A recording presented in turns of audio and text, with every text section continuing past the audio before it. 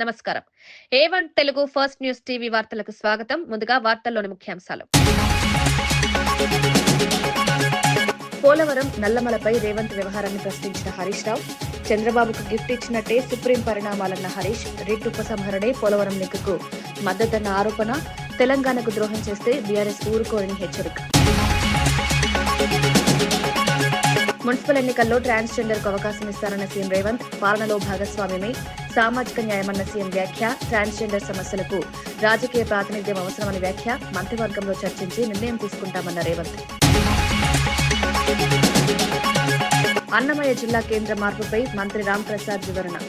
భౌగోళిక కారణాలతో జిల్లా కేంద్రం మార్పన్న మంత్రి, రాయచోటి నుంచి మదనపల్లెకు జిల్లా కేంద్రం మార్పు అని వివరణ. మెరుగైన పాలన కోసమే నిర్ణయం వెల్లడి, సమతుల్య అభివృద్ధి లక్ష్యమన్న మంత్రి రామ్ ప్రసాద్. వైకుంఠ ద్వార దర్శనాలపై కుట్ర రాజకీయాలన్న మంత్రి పార్థసారథి ఫైర్, తిరుమలని రాజకీయాలకు దూరంగా ఉంచాలన్న పార్థసారథి, దర్శనాల నిర్వహణ పారదర్శకంగానే జరిగిందన్న మంత్రి, అనవసర అపోహలు సృష్టిస్తే సహించబోమన్న హెచ్చరిక. జిల్లాల సంఖ్య తగ్గిస్తే ఉద్యమమన్న కేటీఆర్ హెచ్చరిక, ఒక్క జిల్లాను తాకినా అగ్గిరాజేస్తామన్న బీఆర్ఎస్, పాలనలో గందరగోళం సృష్టిస్తున్న కాంగ్రెస్ పై విమర్శ, రానున్న ఎన్నికల్లో పార్టీ సత్తా చాటాలన్న కేటీఆర్. పోలవరం నల్లమల సాగర్ ప్రాజెక్టుల అంశంలో తెలంగాణ ప్రభుత్వ వైఖరిపై మాజీ మంత్రి హరీష్ రావు తీవ్ర విమర్శలు చేశారు. సంక్రాంతి పండుగ సందర్భంగా చంద్రబాబుకు రేవంత్ రెడ్డి గిఫ్ట్ ఇచ్చినట్లుగా సుప్రీంకోర్టు పరిణామాలున్నాయని వ్యాఖ్యానించారు. విచారణకు అర్హత లేని రిట్ పిటిషన్ వేయడం ద్వారా పోలవరం నల్లమల సాగర్ లింక్ ప్రాజెక్టుకు పరోక్ష మద్దతు తెలిపారని ఆరోపించారు. రిట్ పిటిషన్ ఉపసంహరించి సివిల్ సూట్ వేస్తామని చెప్పడం చంద్రబాబుకు బహిరంగ మద్దతేనన్నారు. ఈ విషయంలో రేవంత్ రెడ్డి, ఉత్తమ్ కుమార్ రెడ్డి ఢిల్లీ పర్యటనలు ఎందుకని ప్రశ్నించారు. తెలంగాణ ప్రాజెక్టులపై చంద్రబాబు అడ్డుకోని ఒక్క ప్రాజెక్టు ఉందా అని నిలదీశారు. అలాంటి వ్యక్తికి సహకరించిన రేవంత్ రెడ్డిని తెలంగాణ సమాజం ఎన్నటికీ క్షమించదని హెచ్చరించారు. తెలంగాణకు అన్యాయం జరిగితే బీఆర్ఎస్ చూస్తూ ఊరుకోదని స్పష్టం చేశారు. రేవంత్ రెడ్డి ఒక మాట మాట్లాడాడు, పంచాయతీలు వద్దు, కోర్టులు అసలే తిరగడం వద్దు అనేటువంటి మాటల సారాంశం ఏంటి అంటే, బలహీనమైన రిట్ పిటిషన్ వేసి ఆంధ్రప్రదేశ్ కట్టుకోవడమేనా? ఇందుకోసమే మీరు కోర్టులు వద్దు, పంచాయతీలు వద్దు అని మాట్లాడిందా రేవంత్ రెడ్డి గారు? అసలు ఆంధ్రప్రదేశ్ ప్రభుత్వం, నాటి తెలుగుదేశం ప్రభుత్వం అయినా, తర్వాత వచ్చిన జగన్ ప్రభుత్వం అయినా, అసలు తెలంగాణలో అడ్డుకోని ప్రాజెక్ట్ ఏదైనా ఉందా? వాళ్ళు కేసులు వేయని ప్రాజెక్ట్ ఏదైనా ఉందా? కంప్లైంట్ వేయని ప్రాజెక్ట్ ఏదైనా ఉందా? కేసీఆర్ గారు ఎంతో వ్యూహాత్మకంగా ఆయన అటు కాళేశ్వరాన్ని పూర్తి చేసి అనేక 8 ప్రాజెక్టులకు టీఏసీ క్లియరెన్సులు తెచ్చి ఇవాళ ప్రాజెక్టులు నిర్మించింది కేసీఆర్ గారు. కానీ ఇవాళ మీరు ఒకవైపు పాలమూరుకు అనుమతులు లేరు, ఇంకొక వైపు పోలవరం బనకచెర్లకు ఆంధ్రప్రదేశ్కు పరోక్షంగా మీరు సహకరిస్తా ఉన్నారు. ఇది తెలంగాణ ప్రజలకు శాశ్వతంగా రేవంత్ రెడ్డి ప్రభుత్వం చేస్తున్నటువంటి తీరని ద్రోహం. తెలంగాణ సాధించిన బీఆర్ఎస్ పార్టీ నీ అన్యాయాన్ని సహించదు. తెలంగాణకు అన్యాయం జరిగితే ఎంత మాత్రం ఊరుకోదు. తప్పకుండా ప్రజా పోరాటం చేస్తాం. ప్రజాక్షేత్రంలో నీ యొక్క ద్రోహాన్ని ఎండగడతాం. ప్రజా ఉద్యమాల ద్వారా నీ ప్రభుత్వం మీద ఒత్తిడి తీసుకొస్తాం. రాబోయే మున్సిపల్ కార్పొరేషన్ ఎన్నికల్లో ట్రాన్స్జెండర్ వ్యక్తిని కార్పొరేటర్ గా నామినేట్ చేయాలన్న ఆలోచన ఉందని ముఖ్యమంత్రి రేవంత్ రెడ్డి తెలిపారు. ఈ విధంగా ప్రాతినిధ్యం కల్పిస్తే వారి సమస్యలను వారు స్వయంగా ప్రజావేదికల్లో ప్రస్తావించే అవకాశం ఉంటుందన్నారు. సమాజంలో అన్ని వర్గాలకు సమాన అవకాశాలు కల్పించడమే ప్రజాప్రభుత్వ లక్ష్యమని పేర్కొన్నారు. రాబోయే మంత్రివర్గ సమావేశంలో ఈ అంశంపై చర్చించి నిర్ణయం తీసుకుంటే మంచిదని అభిప్రాయపడ్డారు. ట్రాన్స్జెండర్ సమాజం ఎదుర్కొంటున్న విద్య, ఉపాధి, ఆరోగ్యం వంటి సమస్యలకు రాజకీయ ప్రాతినిధ్యం కీలకమని సీఎం పేర్కొన్నారు. పాలనలో భాగస్వామ్యం కల్పించడం ద్వారా వారిలో ఆత్మవిశ్వాసం పెరుగుతుందని, సమాజంలో గౌరవం మరింత బలపడుతుందన్నారు. ఈ ప్రతిపాదన సామాజిక న్యాయం దిశగా ఓ కీలక అడుగు భావిస్తున్నట్లు సీఎం రేవంత్ రెడ్డి తెలిపారు. ఈ వేదిక మీద నుంచి నా సహచార మంత్రివర్గ సభ్యులకు నా విజ్ఞప్తి, రాబోయే మున్సిపల్ ఎన్నికల్లో ఎక్కడైతే కార్పొరేషన్స్ ఉన్నాయో ఆ కార్పొరేషన్లో కోఆప్షన్ కార్పొరేటర్స్గా మనము నామినేట్ చేసే అవకాశం ఉంది. అందులో ప్రతి కార్పొరేషన్లో ఒక ట్రాన్స్జెండర్కి కార్పొరేటర్గా నామినేట్ చేస్తే వాళ్ళ ప్రాతినిధ్యం కూడా చట్టసభలలో అవకాశం ఉంటుంది. భవిష్యత్తులో వాళ్ళ సమస్యల గురించి మనం మాట్లాడడం కాదు, వాళ్ళ సమస్యల గురించి వాళ్ళే మాట్లాడే ఒక హక్కు వాళ్ళకు వస్తుంది. తప్పకుండా రేపటి మున్సిపల్ కార్పొరేషన్ ఎన్నికల్లో ఎక్కడికక్కడ కార్పొరేషన్లో కనీసం ఒక్కరినన్నా ఈ థర్డ్ జెండర్ వాళ్ళను మనం కార్పొరేటర్లుగా నామినేట్ చేసి అక్కడికి పంపిస్తే, ఈరోజు మైనారిటీ కోటాలో మైనారిటీస్ని మనం కోఆప్షన్ తీసుకుంటున్నాం. వివిధ జిల్లా పరిషత్తుల్లో వివిధ మున్సిపాలిటీలలో మైనారిటీలు ఎన్నిక అవ్వడానికి అవకాశం తక్కువ ఉంటుంది కాబట్టి కోఆప్షన్ మెంబర్స్ కింద మనం వీటిల్లో నామినేట్ చేస్తున్నాం.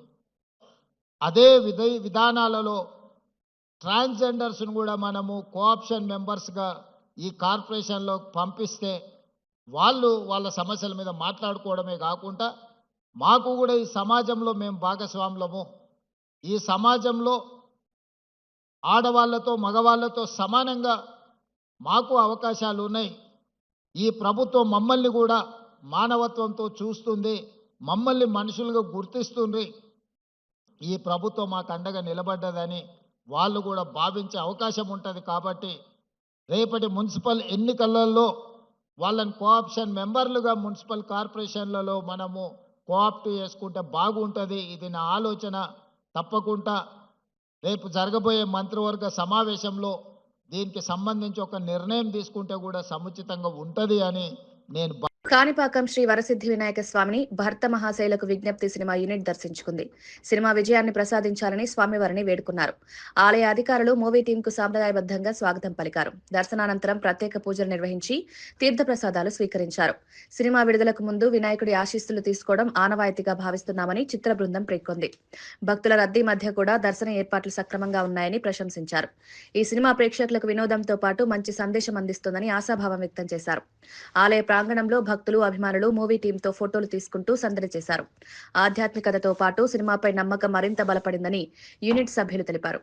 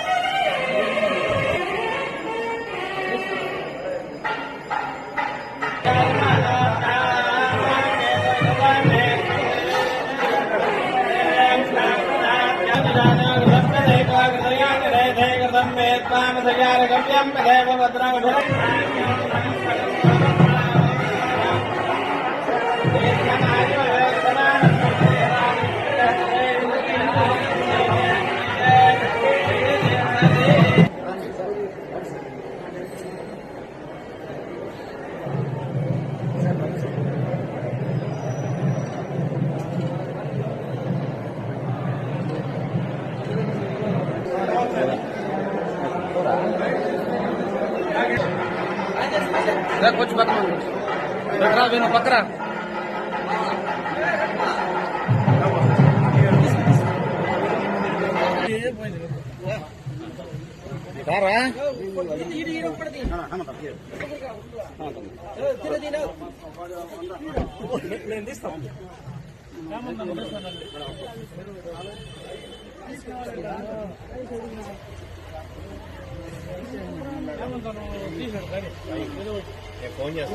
సూర్యలంక బీచ్ ను పర్యాటక హబ్ గా అభివృద్ధి చేయడంపై ముఖ్యమంత్రి చంద్రబాబు నాయుడు, మంత్రి లోకేష్ ఏరియల్ సర్వే నిర్వహించారు. స్వదేశీ దర్శన్ 2.0 పథకం కింద కేంద్ర ప్రభుత్వం 92 కోట్లు మంజూరు చేసింది. ఈ నిధులతో షాపింగ్ స్ట్రీట్, పార్కింగ్ సదుపాయాలు, administration building, tourist information centre నిర్మాణ పనులు చేపట్టారు. అదనంగా సూర్యలంక ఎక్స్పీరియన్స్ జోన్ ఏర్పాటు చేయనున్నారు. హెలికాప్టర్లో నారావారిపల్లెకు వెళ్తున్న సమయంలో బీచ్ ప్రాంతాన్ని పరిశీలించి పనుల పురోగతిపై అధికారులతో చర్చించారు. పర్యాటకుల ఆకర్షణ పెరిగేలా మౌలిక వసతులు మెరుగుపరచాలని సీఎం సూచించారు. ఈ అభివృద్ధితో స్థానికులు ఉపాధి అవకాశాలు పెరుగుతాయని ప్రభుత్వం భావిస్తోంది.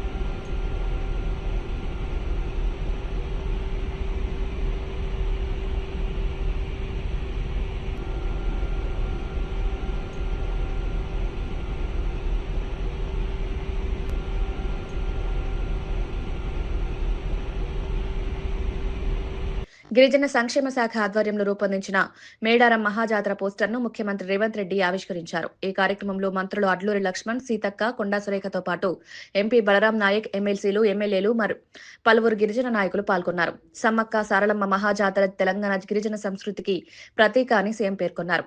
కోట్లాది భక్తులు తరలివచ్చే ఈ జాతరను సక్రమంగా నిర్వహించేందుకు ప్రభుత్వం అన్ని ఏర్పాట్లు చేస్తోందన్నారు. భక్తులకు వసతులు, భద్రత, రవాణా, వైద్య సదుపాయాలు మెరుగుపరుస్తామన్నారు. గిరిజన సాంప్రదాయాలు, ఆచారాలను కాపాడుతూ జాతర నిర్వహణకు ప్రాధాన్యమిస్తామని సీఎం హామీ ఇచ్చారు. ఈ మహాజాతర తెలంగాణ సాంస్కృతిక వైభవాన్ని ప్రపంచానికి చాటుతుందన్నారు.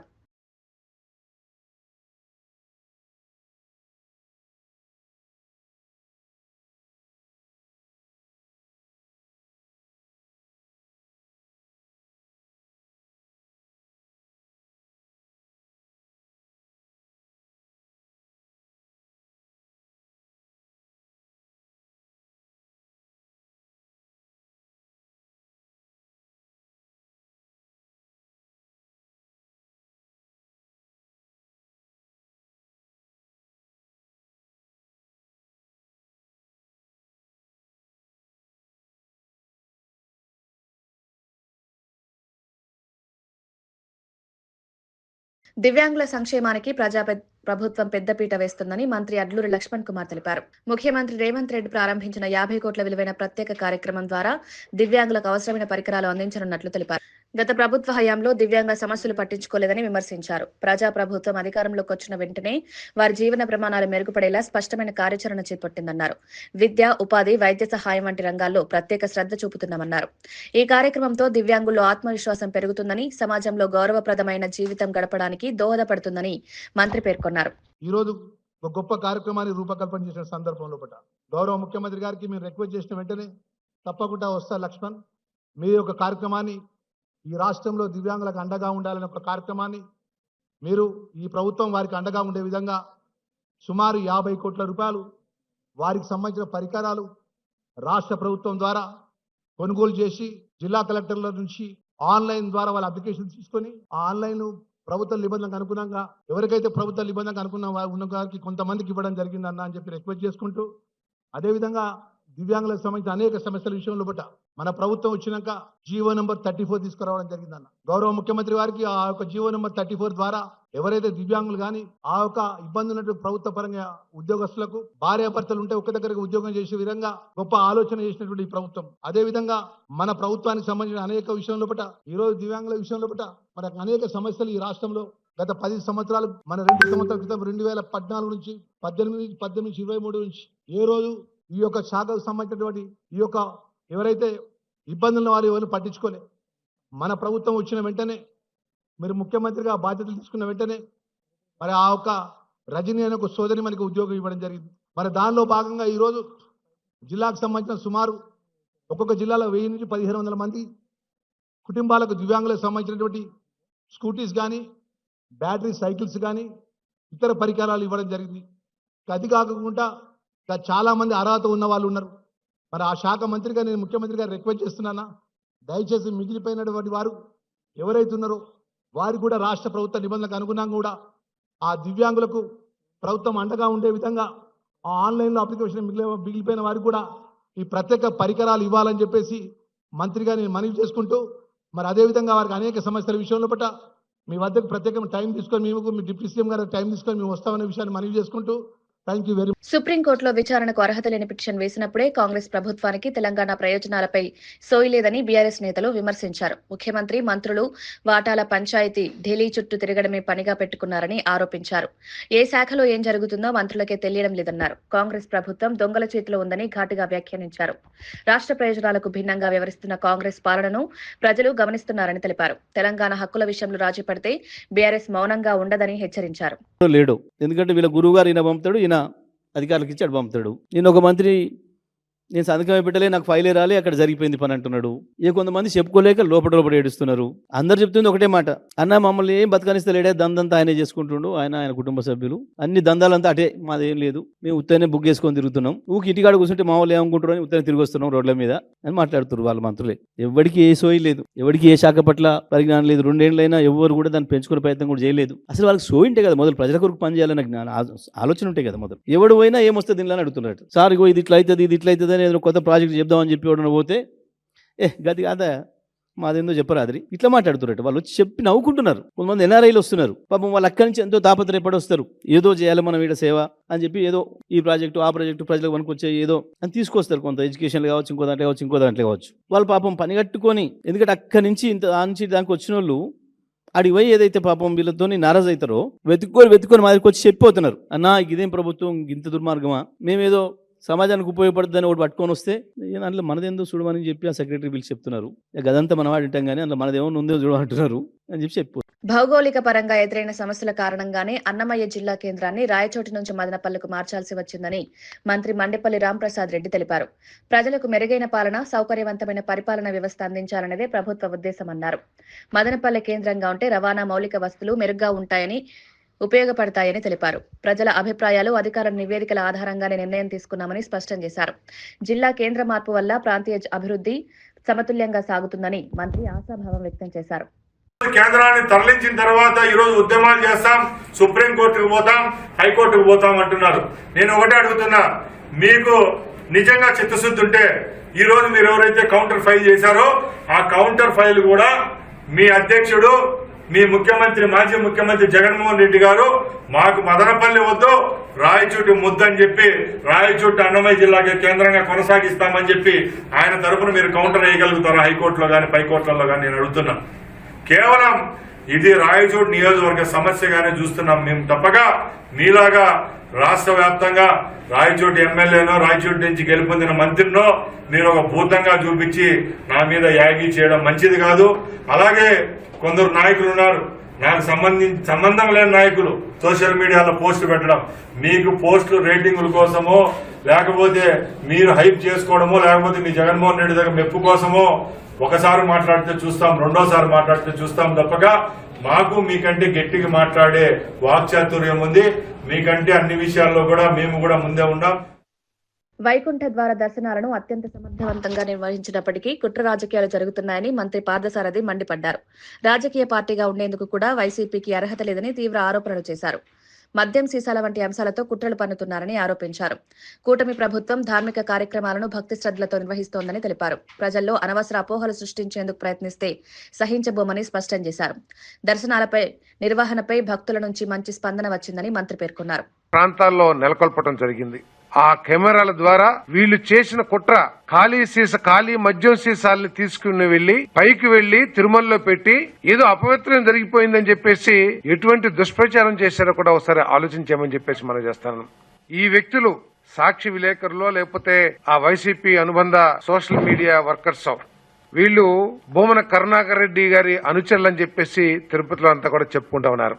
భూమన కరుణాకర్ రెడ్డి గారు పైన ఉన్నది దేవుడు కాదు, ఒక నల్లరాయి మాత్రమే అని కించపరిచే విధంగా, ఆ స్వామిని కించపరిచే విధంగా మాట్లాడిన వ్యక్తి ఈ రోజు నేనే హిందువుని చెప్పేసి ఒళ్ళంతా నామాలు పూసుకుని ఏ విధంగా మాట్లాడుతున్నారో కూడా ఒకసారి ఆలోచన చేయాలి. ఎవరైతే పోలీసులకు చిక్కారో కెమెరాల సాక్షిగా వాళ్ళు మీ మనుషులు కాదా అని చెప్పేసి సూటిగా నేను ప్రశ్నిస్తానని చెప్పేసి కూడా నేను సందర్భంగా తెలియజేస్తా ఉన్నాను.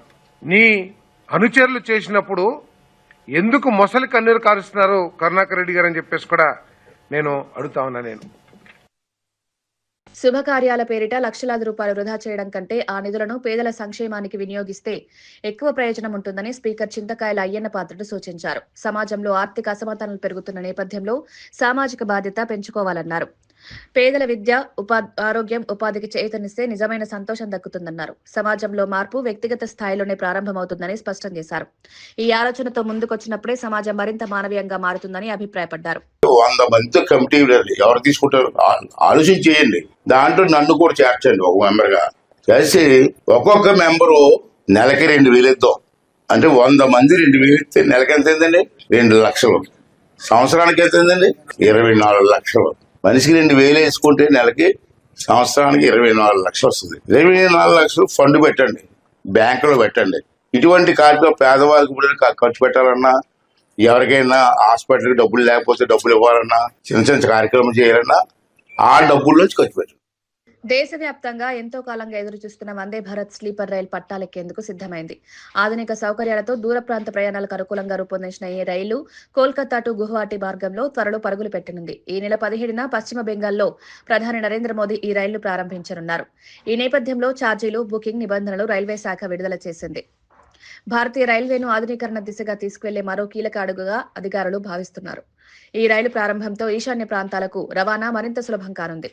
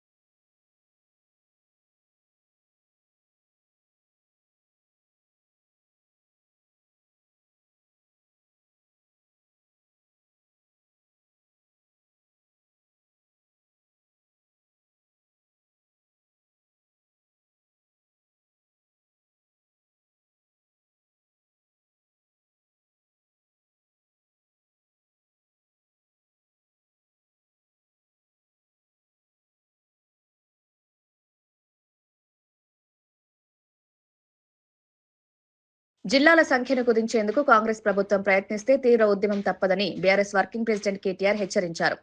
ఒక్క జిల్లాను కూడా తాకితే అగ్రేజిస్తామని స్పష్టం చేశారు. ఎన్నికల హామీల అమలుపై దృష్టి పెట్టకుండా పరిపాలనా మార్పుల పేరుతో ప్రజలను గందరగోళానికి గురిచేస్తున్నారని విమర్శించారు.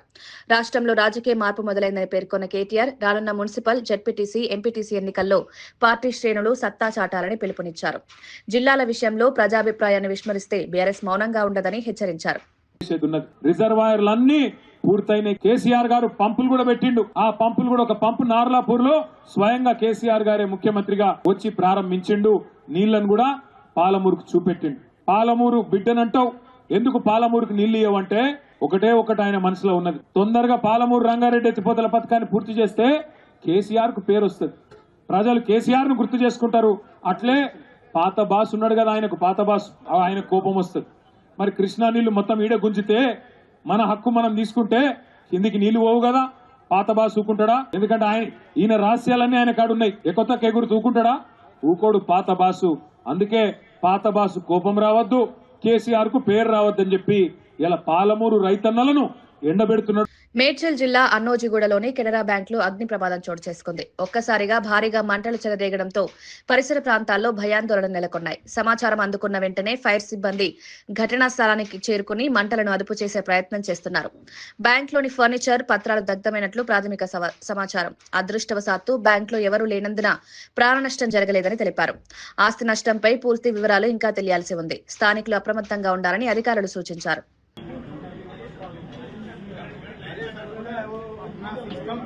शॉर्ट सर्किट हुआ है ना सर,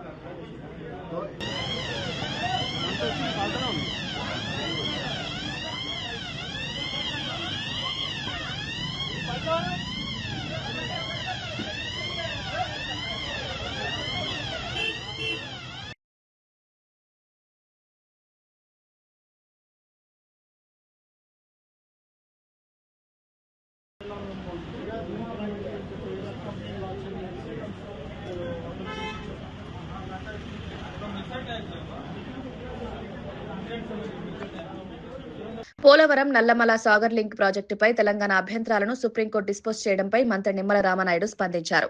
వృధాగా సముద్రంలో కలుస్తున్న 3000 టీఎంసీల నీటిలో కేవలం 200 టీఎంసీలు మాత్రమే వినియోగిస్తామని స్పష్టం చేశారు. ఈ ప్రాజెక్టు వల్ల తెలంగాణకు ఎలాంటి నష్టం లేదని మొదటి నుంచే చెప్తున్నామన్నారు. గత 5 ఏళ్లలో గోదావరి వరద నీరు 1,53,000 టీఎంసీల సముద్రంలో వృధాగా కలిసిందని గుర్తు చేశారు. ఈ ఏడాది కూడా భారీగా నీరు వృధా అయిందని అన్నారు. వరద నీటిని వినియోగించుకోవడం రాష్ట్రాల హక్కు అని, సహకారంతోనే అభివృద్ధి సాధ్యమని మంత్రి స్పష్టం చేశారు. ఈ రాష్ట్ర విభజన తర్వాత ఏ రకంగా అనుమతులు ఇచ్చారో అదే రకంగా పోలవరం నల్లమల సాగర్కి అనుమతులు ఇమ్మని కోరుతూ ఉన్నాం. ఎందుకంటే ఎగువ రాష్ట్రం నిర్మాణం చేస్తే ఎంతో కొంత కింద రాష్ట్రానికి నష్టం ఉండవచ్చు తప్ప కింద రాష్ట్రం దిగువ రాష్ట్రం ప్రాజెక్టు నిర్మాణం చేసుకుంటే నష్టం అంటే ఏదైనా జరిగితే బంగాళాఖాతానికి జరుగుతుంది తప్ప ఇంక ఏ రాష్ట్రానికి నష్టం జరగదనే విషయం స్పష్టంగా ఎవరిని అడిగినా కూడా చెప్పేటువంటి పరిస్థితి. ఈ రకంగా అటు తెలంగాణ కానీ ఇటు ఆంధ్రప్రదేశ్ రాష్ట్రం కానీ తెలుగు జాతి బాగుండాలి, తెలుగు జాతి ప్రజలందరూ కూడా బాగుండాలి అనే చంద్రబాబు నాయుడు గారు కూడా ఆ రోజు కాళేశ్వరం ప్రాజెక్టు నిర్మాణం చేస్తూ ఉన్న గోదావరిలో పుష్కలంగా నీళ్లు ఉన్నాయి కాబట్టి మేము ఎటువంటి అడ్డంకులు సృష్టించాలా. అందుకనే ఈరోజు కూడా మళ్ళీ చంద్రబాబు నాయుడు గారు చెప్తూ ఉన్నారు, ఈరోజు పోలవరం నల్లమల సాగర్ ప్రాజెక్టు పూర్తయి అటు రాయలసీమ ఆంధ్ర ప్రయోజనాలు తీరితే నీళ్లు మిగిలితే తెలంగాణ కూడా ఉపయోగించుకునేటువంటి సౌకర్యం ఉంటుందని. అంటే ఈ రకంగా 2 రాష్ట్రాలు బాగుండాలి, తెలుగు జాతి బాగుండాలి అనేటువంటి ఆలోచనతోటే ఈరోజు ఇక్కడ ప్రభుత్వం పనిచేస్తున్న విషయాన్ని మీ ద్వారా ఈ సందర్భంగా తెలియజేసుకుంటాం. వార్తలు ముగించే ముందు ముఖ్యాంశాలు మరోసారి. పోలవరం నల్లమలపై రేవంత్ వ్యవహారాన్ని ప్రశ్నించిన హరీష్ రావు, చంద్రబాబుకు గిఫ్ట్ ఇచ్చినట్టే సుప్రీం పరిణామాలన్న హరీష్, రిట్ ఉపసంహరణే పోలవరం లింకుకు మద్దతన్న ఆరోపణ, తెలంగాణకు ద్రోహం చేస్తే బీఆర్ఎస్ ఊరుకోరని హెచ్చరిక. మున్సిపల్ ఎన్నికల్లో ట్రాన్స్జెండర్కు అవకాశం ఇస్తారన్న సీఎం రేవంత్, పాలనలో భాగస్వామ్యమే సామాజిక న్యాయమన్న సీఎం వ్యాఖ్య, ట్రాన్స్జెండర్ సమస్యలకు రాజకీయ ప్రాతినిధ్యం అవసరమని వ్యాఖ్య, మంత్రివర్గంలో చర్చించి నిర్ణయం తీసుకుంటామన్న రేవంత్. అన్నమయ్య జిల్లా కేంద్ర మార్పుపై మంత్రి రామ్ ప్రసాద్ వివరణ, భౌగోళిక కారణాలతో జిల్లా కేంద్రం మార్పన్న మంత్రి, రాయచోటి నుంచి మదనపల్లెకు జిల్లా కేంద్రం మార్పు అని వివరణ, మెరుగైన పాలన కోసమే నిర్ణయం వెల్లడి, సమతుల్య అభివృద్ధి లక్ష్యమన్న మంత్రి రామ్ ప్రసాద్. వైకుంఠ ద్వార దర్శనాలపై కుట్ర రాజకీయాలన్న మంత్రి పార్థసారథి ఫైర్, తిరుమలని రాజకీయాలకు దూరంగా ఉంచాలన్న పార్థసారథి, దర్శనాల నిర్వహణ పారదర్శకంగానే జరిగిందన్న మంత్రి, అనవసర అపోహలు సృష్టిస్తే సహించబోమన్న హెచ్చరిక. జిల్లాల సంఖ్య తగ్గిస్తే ఉద్యమమన్న కేటీఆర్ హెచ్చరిక, ఒక్క జిల్లాను తాకినా అగ్గిరాజేస్తామన్న బీఆర్ఎస్, పాలనలో గందరగోళం సృష్టిస్తున్న కాంగ్రెస్ పై విమర్శ, రానున్న ఎన్నికల్లో పార్టీ సత్తా చాటాలన్న కేటీఆర్. ఇవి ఈనాటి వార్తా విశేషాలు. మరో బులెటిన్లో మళ్ళీ కలుద్దాం. నమస్కారం.